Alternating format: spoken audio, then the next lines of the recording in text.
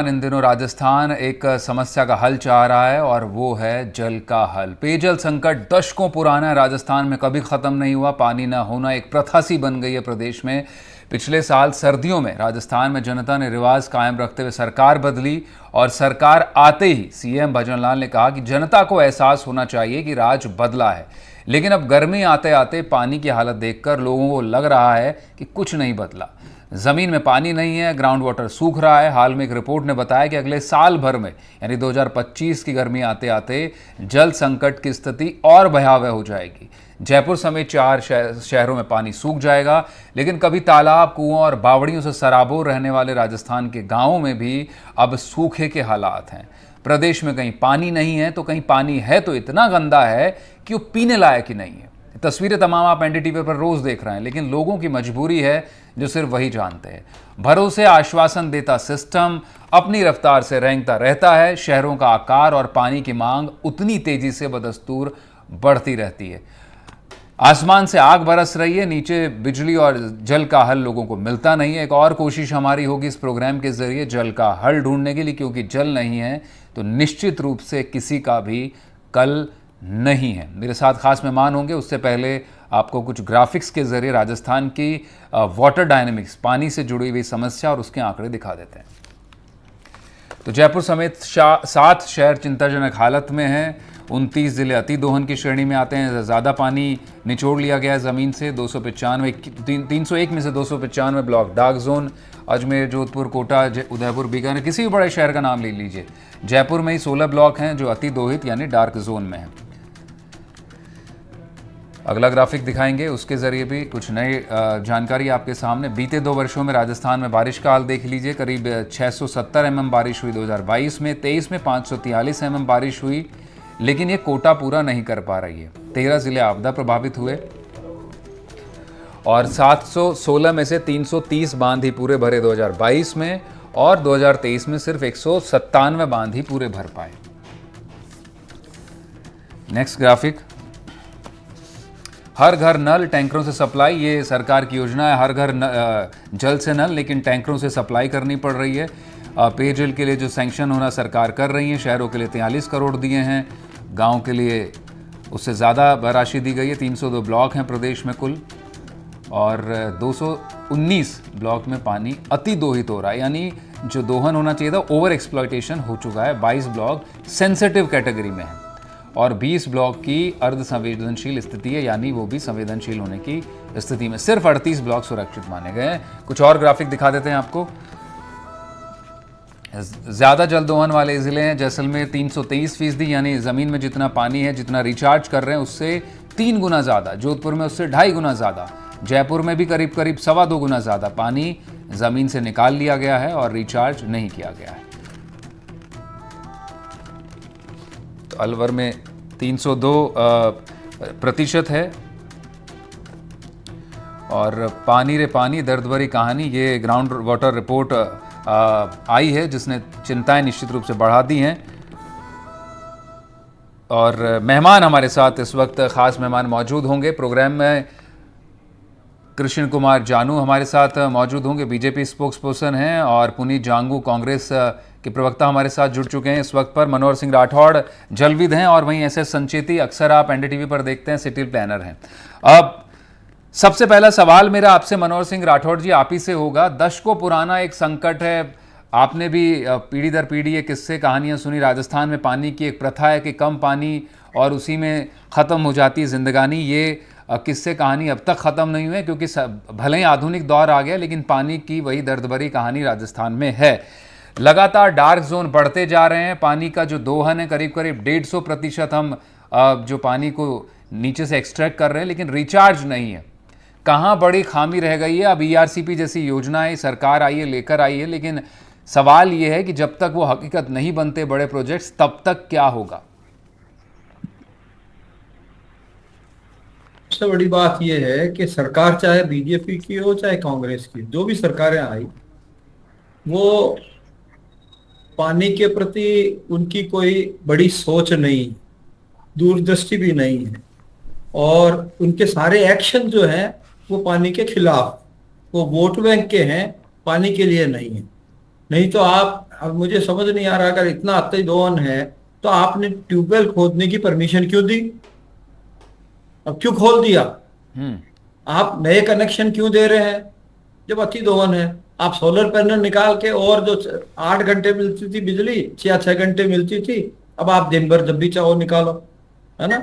तो आप ground water पे, इसमें एक जो सबसे बड़ी सोच में कमी यह है कि हमारा प्रदेश में टोटल जो वर्षा, औसत वर्षा है वो 555 मिलीमीटर है। हम्म। हमारे सोर्स वही है, अल्टीमेट सोर्स वर्षा जल ही है। और बिल्कुल। हमें यह भी पता है कि हर 5 साल में 3 साल अकाल के ही होते हैं, मतलब कम वर्षा वाले होते हैं। हम्म। तो हमारे जो बांध जो आप बता रहे थे डेटा, वो हमेशा खाली रहते हैं। वो कोई 5 साल में बढ़ता है, कोई 10 साल में बढ़ता है, पूरा बढ़ता है। एक साल अच्छा आता है उसमें बढ़ते हैं, बाकी थोड़ा थोड़ा पानी आता है, 20%, 30%, 50%, 70%, फुल नहीं बढ़ते। हम्म। तो हमें, मेरे पास जितने पैसे होंगे उतने ही तो खर्च करूं, पहला बिल्कुल। तो ये सोचने की बात। दूसरा रहा ग्राउंड वाटर। तो ग्राउंड वाटर जमीन में से तो पैदा होता नहीं, ऊपर से नीचे जाता है। उसके जाने के लिए आपने सारी योजनाएं, जैसे एक एग्जांपल देता हूं, क्या आप खेत का पानी खेत में, गांव का पानी गांव में? अब आप नदी को चलने ही नहीं दोगे, नाले को चलने ही नहीं दोगे, रिचार्ज के स्ट्रक्चर पे जाने ही नहीं दोगे। जो स्ट्रक्चर बने हुए हैं उनके अंदर एनक्रोचमेंट कर लोगे, उनको बिगाड़ दोगे शहरों में या गांवों में, और फिर कहोगे पानी नहीं मिल रहा। तो कैसे पानी मिलेगा? इसके लिए तो समाज को भी, अच्छा चिंता कब करते हैं हम? मैं कई बार कहता हूं, मीडिया भी मेरे से प्रश्न पूछने कब आता है? ये 2 महीने में। हाँ। उसके बाद साल भर चुप रहते हैं। अभी बरसात आई, सब भूल जाएंगे कि पानी की समस्या नहीं है। पानी की समस्या तो बहुत यही बहुत दुर्भाग्य संकट है, आने सही वाला बात है। है। तो इसको आपको प्लानिंग साल भर करनी है, 2 महीने की चिंता नहीं है ये। या आपको साल नहीं, मैं तो कह रहा हूं आप 5 साल चिंता करो, तब जाके हम इस संकट से दूर हो पाएंगे। 5 साल 7 साल, उससे पहले नहीं हो पाएंगे। और उसके लिए समाज की बहुत बड़ा रोल है, सरकार का भी रोल है, सामाजिक संस्थाओं का भी रोल है, जो जिनको एनजीओ को, जिनको हम कह रहे हैं। तो हमें, और हमारी ट्रेडिशनल नॉलेज और मॉडर्न टेक्निक, इन दोनों का समावेश करके ही हम जीवित रह पाएंगे, अन्यथा नहीं होंगे। कोई ये सोचता हो कि बड़े बांध से अभी जो देते हैं कि हम बाहर से ले आएंगे, ये जो इंजीनियरिंग सॉल्यूशन है ये नहीं चल सकते। आपको लोकल सॉल्यूशन डेवलप करने ही पड़ेंगे। आपको, अगर मैं कह रहा हूं इसमें सिक्योरिटी, इसमें जिम्मेदार कौन है? कृषि।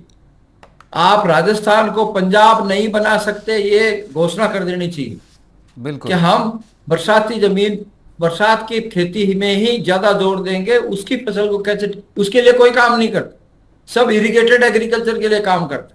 तो इरिगेटेड एग्रीकल्चर में तो दोहन होगा ही होगा।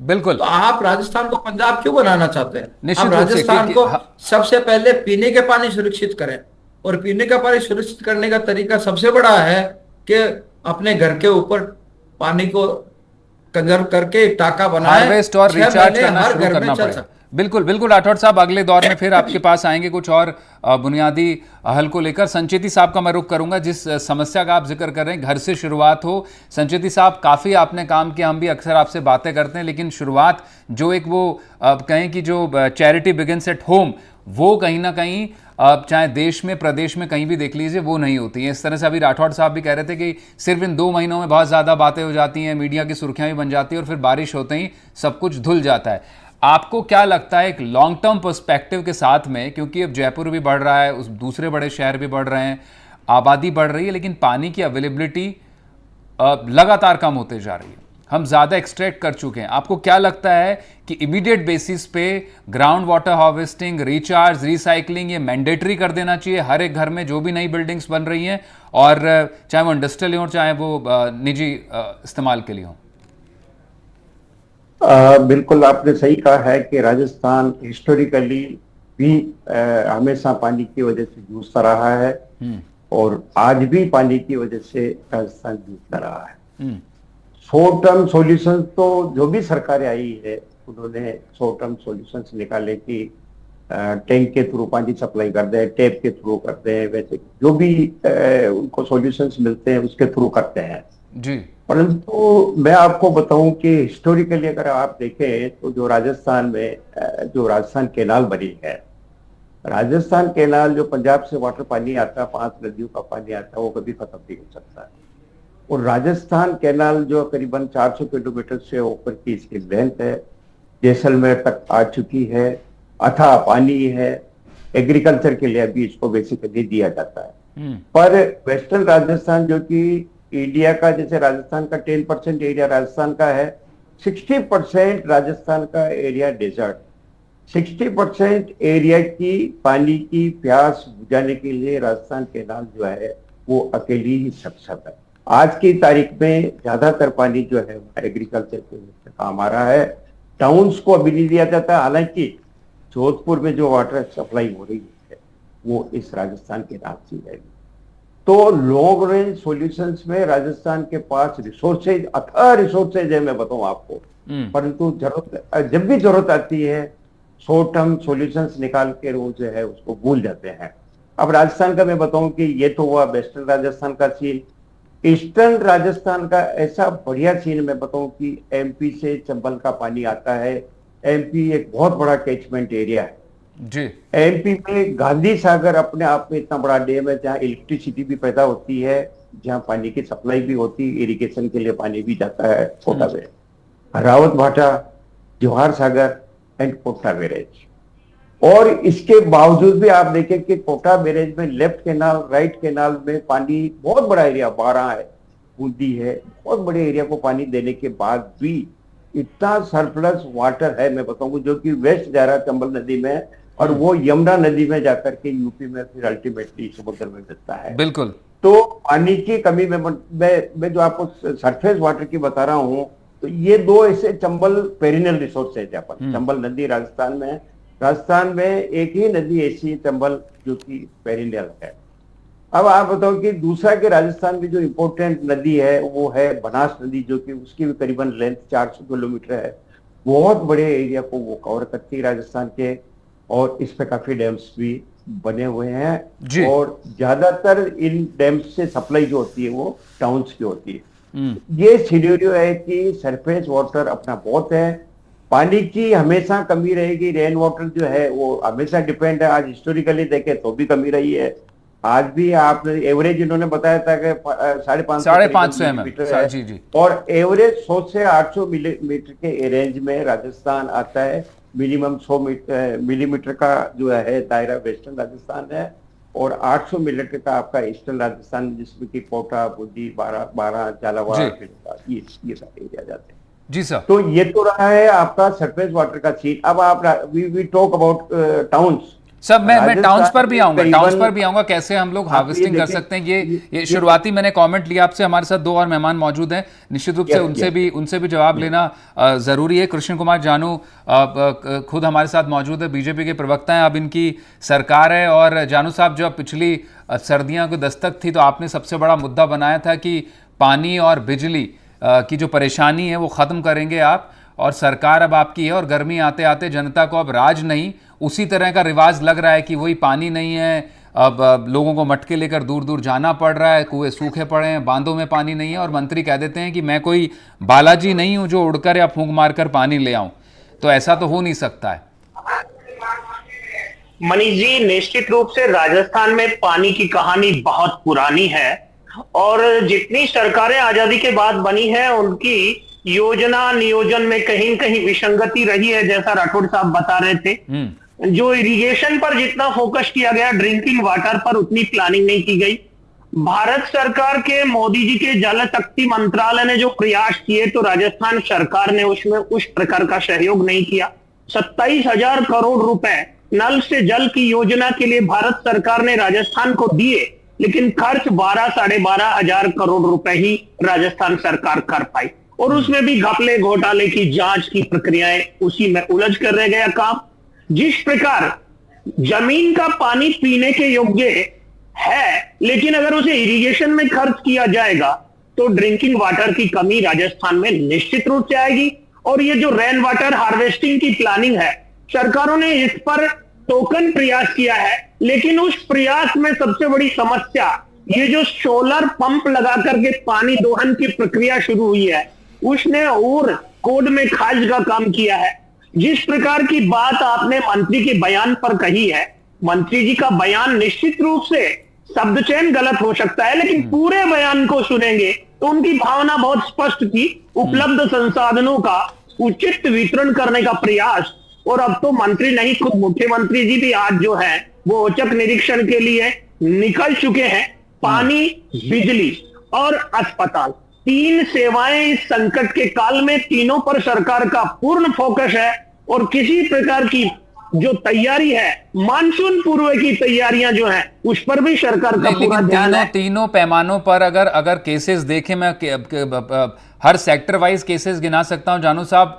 सरकार की कामकाज और उसको संभालने की स्थिति एक्सपोज हुई है। आप मेडिकल नेग्लिजेंस देख लीजिए, अस्पतालों के भीतर खुद सीएम सरकार बनते वहां पर गए, लेकिन एसएमएस में एक बड़ा मेडिकल नेग्लिजेंस का मामला हुआ, गलत ब्लड ग्रुप चढ़ाने को लेकर। उसके बाद शेखावटी से उस तरह के मामले आए।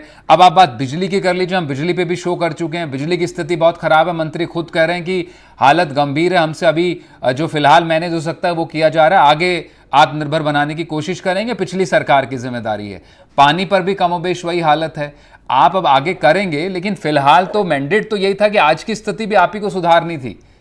आज का काम ये नहीं कर सकते कि 2019 तक उनकी सरकार थी, अब उसका खामियाजा तो भुगतना ही पड़ेगा। मनीष जी, स्टूडियो में बैठकर एंकर वही खबर चला सकता है जो फील्ड से पत्रकार भेजेगा। स्टूडियो में खबर मैं तो रिसर्च और डेटा के साथ बात कर रहा हूं जानू साहब, आप चाहें तो उसमें मैं आपको डेटा भी दे सकता हूं। जो बता रहे हैं, सरकार ने 147 लाख यूनिट बिजली की उपलब्धता राजस्थान में है, लेकिन जिस प्रकार के बैंकिंग समझौते पूर्ववर्ती सरकार बिना प्लानिंग के करके गई है, अगर वो समझौते लागू नहीं करने हो तो कोई दिक्कत नहीं है, बिजली की कोई किल्लत नहीं है। लेकिन क्योंकि पूर्ववर्ती सरकार के एग्रीमेंट्स का भी पालन करना है और जनता को भी संतुष्ट करना है, अभी हाल ही में सरकार ने इसके लिए बहुत बड़ा, यानी एक प्रकार से 1,60,000 करोड़ रुपए का निवेश। नहीं, वो जानता हूं मैं, मंत्री जी से हम बात कर चुके हैं इस बारे में। बिजली मंत्री से बात हो गई, आज पानी को लेकर बात हो रही थी। 2,500 मेगावाट का आपको भी पता है, एक जनरेशन और डिमांड के बीच बड़ा गैप है, जिसको अब फिलहाल तो नहीं किया जा सकता, क्योंकि दूसरे राज्यों में भी डिमांड फिलहाल गर्मी में ज्यादा है। लौटेंगे आपके पास, हमारे साथ पुनीत जांगू साहब भी मौजूद हैं। पुनीत जी, आपकी तरफ से कहा जा रहा है कि ये जो मंत्री हैं, बयान इनको शोभा नहीं देते, ऐसे नहीं देने चाहिए थे, और कामकाज की एक शैली होती है, इनसे विभाग नहीं संभल रहा है। ये तमाम विभाग आपके पास में थे, पीएचडी मंत्रालय सबसे ज़्यादा बदनाम हुआ आपके कार्यकाल में। घोटाले के आरोप आपकी सरकार पर लगे, जलदाय मंत्री महेश शर्मा के ऊपर।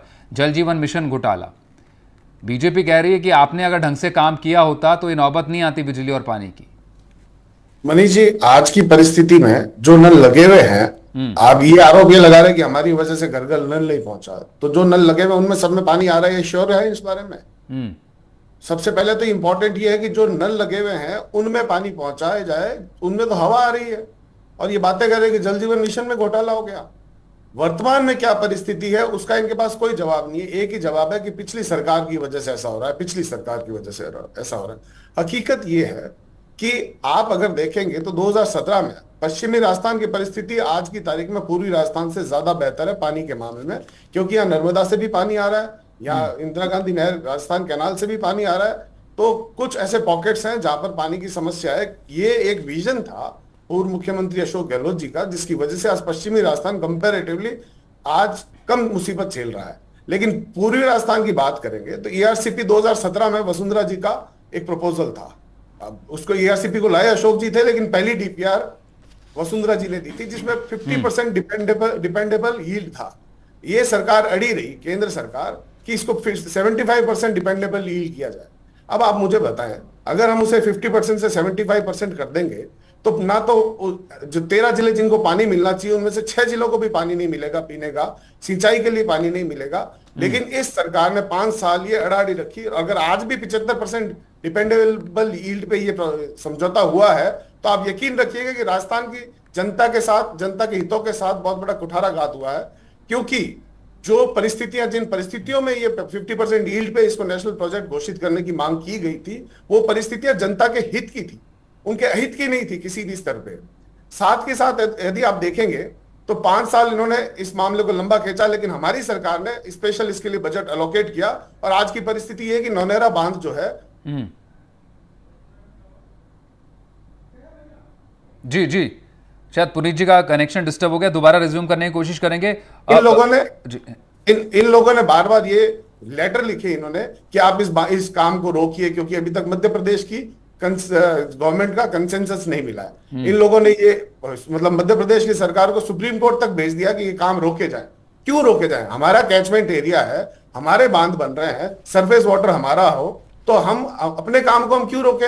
जब आपने अपने प्रदेश में जो काम किए थे उनकी बाद में भी आपको एनओसी दे दी गई थी, तो हमारे काम के बीच में अड़चन डालने की आपको क्या आवश्यकता है? और ऐसा क्या कोई सेट नॉर्म, मतलब केंद्र सरकार खुद ही तो तय कर रही है कि इसको नेशनल प्रोजेक्ट कब घोषित किया जाएगा? 75% जांगू साहब, लेकिन एक जो बड़ा जो पोर्टेबल वाटर की बात है, पेयजल पानी की बात होती है, तो अब जो जल जीवन मिशन के तहत हर घर नल का जो अभियान शुरू किया कांग्रेस सरकार थी आपके यहाँ दौरान 15 अगस्त 2019 के बाद में काफ़ी बढ़ोतरी हुई, करीब करीब 1 करोड़ से ज़्यादा हाउस होल्ड को कनेक्शन देने थे, 52 लाख के आसपास पहुंचा दिए बीजेपी सरकार ने। आपके कार्यकाल में भी कनेक्शन तो हुए, लेकिन जो बीजेपी का आरोप है बुनियादी तौर पर है कि अगर आपने उसको रेगुलराइज ढंग से उसको इम्प्लीमेंट किया होता, उसमें घोटाले घपले भ्रष्टाचार नहीं हुए थे लाइन बिछाने को लेकर, तो काफ़ी लोगों को पानी मिल गया होता। लाइनें तो आप ही के कार्यकाल में बिछी ना। मैंने ये बात तो मैंने आपको सबसे पहले कह दी थी, जो लाइनें बिछी हुई हैं उन लाइनों में कोई कमी है क्या? उनमें पानी डाल दीजिए। आप ये आरोप लगाकर अपना पल्ला झाड़ रहे हैं और कुछ नहीं करे। आज की परिस्थिति की जिम्मेदारी से बचना चाह रहे हैं कि जो पाइपलाइन डली है उनमें तो पानी दे दीजिए आप लोग। वो लोग क्यों तरस रहे हैं और बातें कर रहे हैं 2 करोड़ नलों की, 1 करोड़ नलों की? ठीक है, ठीक है, जानू साहब से आखिरी पड़ाव पर है। अब जानू साहब वो कह रहे हैं कि जो पाइपलाइन बिछाई हमने हमारे कार्यकाल में बिछा दी, अब पानी डलवा दीजिए आप उनमें। अब ईआरसीपी के जरिए आएगा, उसका इंतजार करना चाहिए या फिर? जी मनीष जी, कांग्रेस ने कमीशन के लिए पाइपलाइन तो बिछाई, लेकिन पाइपलाइन में डालने वाले पानी की टंकियां नहीं बनाई। जो वास्तविक स्ट्रक्चर पहले बनना चाहिए था वो बाद में अब हमें बनाना पड़ेगा। कांग्रेस ने केवल कमीशन के लिए पाइपलाइन बिछा और अब सवाल कर रहे हैं कि उनमें पानी डाल दीजिए। अरे भाई, डालने का स्ट्रक्चर आपने बनाया नहीं और पाइपलाइन डाल दी, लोगों के घर में नल जोड़ दिया और नल में पानी कहां जाएगा, इसका प्लानिंग जो है वो आपने डिफेक्टिव रखा। और ये सारा खेल जो है ये क्यों रखा, किस लिए रखा, सारे राजस्थान की जनता को मालूम। वैभव गहलोत के सामने गजेंद्र सिंह जी चुनाव जीत गए थे और उस प्रतिशोध में आपने राजस्थान की जनता को ये पीड़ा गंभीर बात हो रही है और ये इस राजनीतिक रूप दे रहे हैं उसको वैभव गहलोत जी का और उसका गजेंद्र सिंह जी का। शर्म आनी चाहिए कृष्ण कुमार जी। आज हम गंभीर चर्चा कर रहे हैं, शर्म की आप पानी की बात कीजिए, बिजली की बात कीजिए। गहलोत जी और लोगों से बदला ले रहे थे, आपस में भारत सरकार के अधिकारियों की बैठक तक में नहीं गए और पीएचडी सेक्रेटरी को नहीं भेजा। मुख्य सचिव को जब बुलाया गया, गजेंद्र सिंह जी खुद यहाँ बैठक करने आए तो आप बहाना करके चले गए। अरे भाई, 9 बार प्रयास हुए हैं और आपका प्रपोजल जो था, जो आप चाहते थे, वो राजस्थान की जनता के हित में नहीं था। 75% यील्ड जो है वो पॉसिबल नहीं था। 50% यील्ड ही इस प्रोजेक्ट इसका निर्धारण आप और गहलोत साहब थोड़ी करेंगे। जो विशेषज्ञ जिन्होंने योजना बनाई, मुख्यमंत्री होते हुए वो अपनी जनता की हितों की बात नहीं करेंगे तो कौन करेगा? जामू साहब, ये भी सच्चाई है कि सरकार बनते समझौते हुए यमुना को लेकर हरियाणा सरकार से हो गया, आईआरसीपी को लेकर मध्य प्रदेश से हो गया, तो कम से क्या कम समझौता हुआ है? समझौता क्या हुआ ये अभी तक स्पष्ट ही नहीं है। आप अगर इनकी इतनी बड़ी उपलब्धि है तो ये बताए ना इन्होंने क्या एमओयू साइन किया है, ये बताए ना। एमओयू पानी लाने को लेकर साइन हुआ है, पटल पर उनको आप बताए ना, इनसे पूछे तो सही वो एमओयू कहाँ है। आप एक पब्लिक डॉक्यूमेंट है, वो आज नहीं तो कल पब्लिक में लाना ही पड़ेगा। अभी क्यों नहीं ला पाते? ठीक है, ये बिल्कुल ये सवाल जायज है बीजेपी पर, लेकिन हालांकि ठीक है, बीजेपी का भी अपना पक्ष है कि एमओयू उसने सरकार में आते किए। लेकिन जानू साहब, ये बड़ी बात होगी देखने वाले, क्योंकि दिल्ली में खुद आरोप लगा रही है सरकार, हरियाणा उनको पानी नहीं दे रहा। आपने भी हरियाणा से समझौता किया है। अब लोग ये चाहेंगे जब ईआरसीपी और यमुना का जो पानी का समझौता है, क्योंकि आने वाले दिनों में वो भी बहुत कड़ियां साफ होते चली जाएंगी। संचेती साहब आखिरी पड़ाव पर हैं, कुछ संक्षिप्त में मैं आपसे जानना चाहूंगा, जिस तरह से हमने शुरुआत में भी कहा कि चैरिटी बिगिंस एट होम, क्या अब शहरीकरण जो हो रहा है ज़्यादातर अंधाधुंध हो रहा है?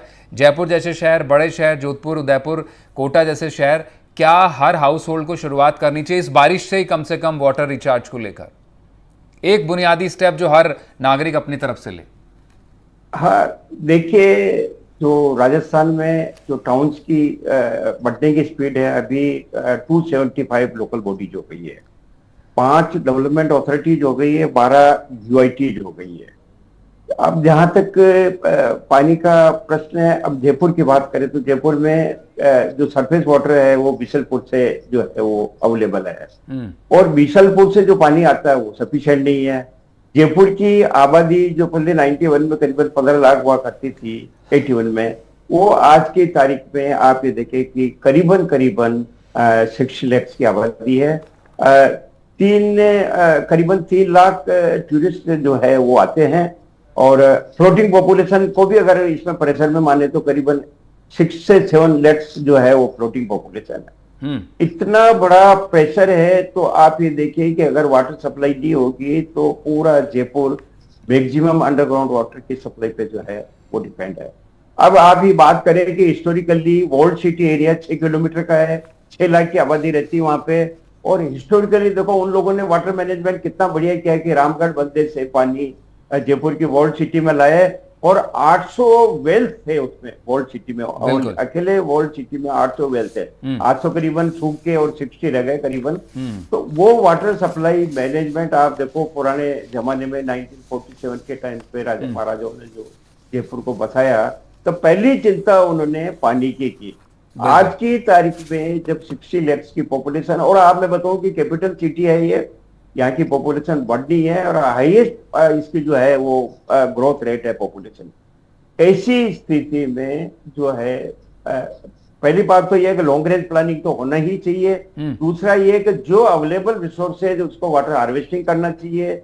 मैं बताऊं आपको, जो बाइलॉज राजस्थान के बिल्डिंग बाइलॉज बने हैं उसमें रूफ टॉप हार्वेस्टिंग को मैंडेटरी किया है, परंतु जहां तक इम्प्लीमेंटेशन का सवाल है मेरे ख्याल से तो 10% भी इम्प्लीमेंटेशन, बस वही सबसे बड़ा संकट यही है सर कि जो 10% इम्प्लीमेंटेशन है वो जब इंक्रीज होकर 90 और 100% होगा उसी से निजात मिलेगी। राजधानी के लोग हैं, जितना बड़ा शहर उतनी बड़ी जिम्मेदारी नागरिकों को भी समझनी पड़ेगी। सिर्फ सरकार के भरोसे रहकर जल का हल नहीं ढूंढा जा सकता। बहुत शुक्रिया आपका। फिलहाल इस कार्यक्रम में इतना ही। बाकी तमाम खबरों के लिए आप जुड़े रहें हमारे साथ। नमस्कार।